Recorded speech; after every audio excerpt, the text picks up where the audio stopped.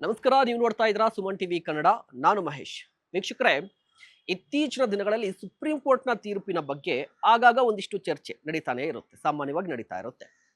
ಒಂದಿಷ್ಟು ಚರ್ಚೆಗಳು ನಡೆಯುವಂಥ ಸಂದರ್ಭದಲ್ಲಿ ಯಾವ ಕಾರಣಕ್ಕಾಗಿ ತೀರ್ಪನ್ನು ಕೊಟ್ಟರು, ಆ ಕೇಸ್ ಏನು ಅನ್ನುವಂಥ ಚರ್ಚೆಯ ನಡುವೆ ನಿನ್ನೆ ಅಷ್ಟೇ ಒಂದು ಸುಪ್ರೀಂ ಕೋರ್ಟ್ ಒಂದು ಆದೇಶವನ್ನು ಕೊಟ್ಟಿದೆ ಒಂದು ಪ್ರಕರಣದಲ್ಲಿ. ಆ ಆದೇಶ ಏನು ಕೊಟ್ಟಿದೆ, ತೀರ್ಪು ಏನು ಕೊಟ್ಟಿದೆ ಅಂತ ಹೇಳಿದ್ರೆ, ತಂದೆಯ ಇಚ್ಛೆಯ ಅನುಸಾರವಾಗಿ ಮದುವೆಯಾಗದೆ, ಅಂದ್ರೆ ತಂದೆಯ ಒಪ್ಪಿಗೆ ಇಲ್ಲದೆ ಬೇರೆ ಧರ್ಮದ ಯುವಕನನ್ನ ಮದುವೆ ಆದ್ರೆ ಆ ಹೆಣ್ಣು ಮಗಳಿಗೆ ತಂದೆಯ ಆಸ್ತಿಯಲ್ಲಿ ಪಾಲು ಬರೋದಿಲ್ಲ. ಸುಪ್ರೀಂ ಕೋರ್ಟ್ ನೀಡುವಂತಹ ತೀರ್ಪು. ಈ ತೀರ್ಪಿನ ಬಗ್ಗೆ ಒಂದಿಷ್ಟು ಚರ್ಚೆ ಶುರುವಾಗಿದೆ.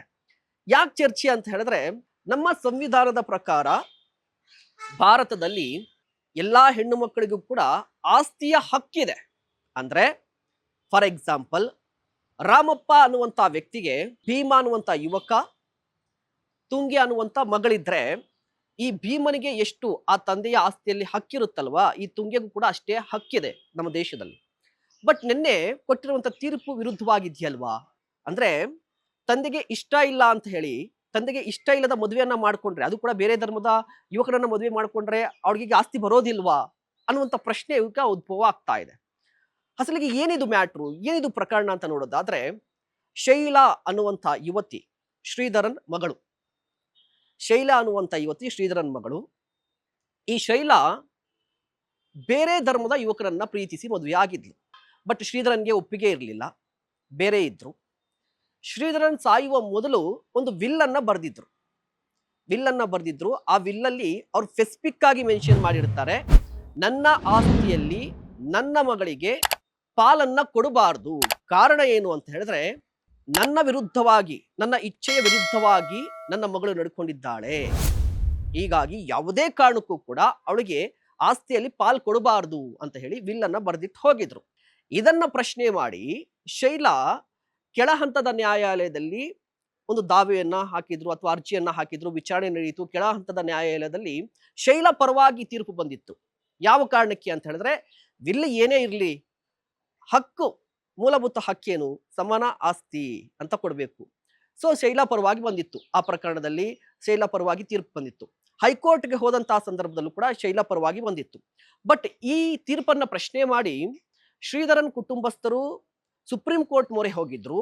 ಸುಪ್ರೀಂ ಕೋರ್ಟ್ನಲ್ಲಿ ವಿಚಾರಣೆ ನಡೆಯಿತು. ಸುಪ್ರೀಂ ಕೋರ್ಟ್ನಲ್ಲಿ ವಿಚಾರಣೆ ನಡೆಯುವಂತಹ ಸಂದರ್ಭದಲ್ಲಿ ಸುಪ್ರೀಂ ಕೋರ್ಟ್ನ ನ್ಯಾಯಾಧೀಶರು ಮುಖ್ಯವಾಗಿ ಹೇಳಿದ್ದೇನು ಅಂತ ಹೇಳಿದ್ರೆ, ನೋಡಿ, ತಂದೆಯ ಇಚ್ಛೆಗೆ ಅನುಸಾರವಾಗಿ ನಡೆದುಕೊಳ್ಳದ, ಅಂದ್ರೆ ತಂದೆಯ ವಿರುದ್ಧವಾಗಿ ಮದುವೆ ಆದ್ರೆ, ಅದು ಕೂಡ ಬೇರೆ ಧರ್ಮದ ಯುವಕರನ್ನ ಮದುವೆ ಆದ್ರೆ ಅದು ಬೇರೆ ವಿಚಾರ. ಇದರಿಂದ ಆಸ್ತಿಗೆ ಏನಾದ್ರೂ ಪ್ರಾಬ್ಲಮ್ ಆಗುತ್ತಾ ಅಂತ ಹೇಳಿದ್ರೆ, ಇಲ್ಲ, ಇದರಿಂದ ಯಾವುದೇ ರೀತಿಯ ಆಸ್ತಿಗೆ ಪ್ರಾಬ್ಲಮ್ ಆಗೋದಿಲ್ಲ. ಬೇರೆ ಧರ್ಮದ ಯುವಕರನ್ನು ಮದುವೆ ಆಗಿದ್ರು ಪರವಾಗಿಲ್ಲ, ತಂದೆಯ ವಿರುದ್ಧವಾಗಿ ಮದುವೆ ಆಗಿದ್ರು ಪರವಾಗಿಲ್ಲ. ಕೊನೆಯದಾಗಿ ಅಲ್ಟಿಮೇಟ್ ಆಗಿ ಆ ಯುವತಿಗೆ ತಂದೆಯ ಆಸ್ತಿ ಬರುತ್ತೆ. ಬಟ್ ತಂದೆ ಏನಾದ್ರೂ ವಿಲ್ ಅನ್ನ ಬರೆದಿಟ್ಟಿದ್ರೆ, ಅಂದ್ರೆ ಸಾಯುವ ಮೊದಲು ನನ್ನ ಆಸ್ತಿ ಇಂತಿಂತವ್ರಿಗೆ ಹೋಗಬೇಕು ಅಂತ ವಿಲ್ಲನ್ನ ಬರೀತಾರಲ್ವಾ, ಆ ರೀತಿಯ ವಿಲ್ಲಲ್ಲಿ ನನ್ನ ಮಗಳಿಗೆ ಯಾವುದೇ ಕಾರಣಕ್ಕೂ ಆಸ್ತಿ ಹೋಗಬಾರದು ಅಂತ ಏನಾದ್ರೂ ಬರೆದಿಟ್ಟಿದ್ರೆ, ಅಂತಹ ಸಂದರ್ಭದಲ್ಲಿ ಆ ಯುವತಿಗೆ ಆಸ್ತಿ ಹೋಗೋದಿಲ್ಲ ಅಂತ ಹೇಳಿ ಸ್ಪೆಸಿಫಿಕ್ ಆಗಿ ಮೆನ್ಷನ್ ಮಾಡಿ ತೀರ್ಪನ್ನ ಕೊಟ್ಟಿದೆ. ಅಲ್ಲಿಗೆ ಸಾಕಷ್ಟು ಚರ್ಚೆಗೆ ಕಾರಣವಾಗಿದ್ದು ಈ ಆಸ್ತಿಯ ಹಕ್ಕು ವಿಚಾರಕ್ಕೆ ಸಂಬಂಧಪಟ್ಟಂತೆ ಉದ್ಭವ ಆಗಿದ್ದಂಥ ಒಂದಿಷ್ಟು ಪ್ರಶ್ನೆಗಳು, ಮತ್ತೆ ವಿಲ್ನ ಬಗ್ಗೆ ಇದ್ದಂಥ ಒಂದಿಷ್ಟು ಪ್ರಶ್ನೆಗಳಿಗೆ ಆಲ್ಮೋಸ್ಟ್ ಫುಲ್ ಸ್ಟಾಪ್ ಬಿದ್ದಿದೆ. ವಿಲ್ನಲ್ಲಿ ಏನಾದ್ರೂ ಒಬ್ಬ ವ್ಯಕ್ತಿ ಅಥವಾ ಒಬ್ಬ ತಂದೆ ನನ್ನ ಮಗಳಿಗೆ ಆಸ್ತಿಯನ್ನ ಕೊಡಬಾರದು ಈ ಕಾರಣಕ್ಕಾಗಿ ಅಂತ ಏನಾದ್ರು ಮೆನ್ಷನ್ ಮಾಡಿದ್ರೆ, ಇನ್ನು ಮುಂದೆ ಅಂತಹ ಯುವತಿಗೆ ಅಥವಾ ಅಂತಹ ಹೆಣ್ಣು ಮಗಳಿಗೆ ಆಸ್ತಿ ಹೋಗೋದಿಲ್ಲ. ಇದು ಈ ತೀರ್ಪಿನ ತಾತ್ಪರ್ಯ, ಈ ತೀರ್ಪಿನಿಂದ ಗೊತ್ತಾಗ್ತಾ ಇರುವಂತದ್ದು. ಸೊ ಈ ತೀರ್ಪಿನ ಬಗ್ಗೆ ಸದ್ಯ ಚರ್ಚೆ ಶುರುವಾಗಿದೆ. ಕಾದು ನೋಡ್ಬೇಕಾಗಿರುವಂತದ್ದು ಈ ತೀರ್ಪಿನ ಬಗ್ಗೆ ಜನರು ಏನಂತಾರೆ, ಇದು ಮುಂದೆ ಯಾವ ರೀತಿಯ ಸ್ವರೂಪವನ್ನು ಪಡೆದುಕೊಳ್ಳುತ್ತೆ, ಬೇರೆ ಪ್ರಕರಣದಲ್ಲಿ ಹೇಗೆ ಉದಾಹರಣೆ ಆಗುತ್ತೆ ಅನ್ನೋದು ಕೂಡ ಸದ್ಯದ ಕುತೂಹಲ. ಇಂತಹ ಮತ್ತಷ್ಟು ಕಂಟೆಂಟ್ಗಾಗಿ ನೋಡ್ತಾ ಇರಿ ಸುಮನ್ ಟಿವಿ ಕನ್ನಡ. ನಮಸ್ಕಾರ.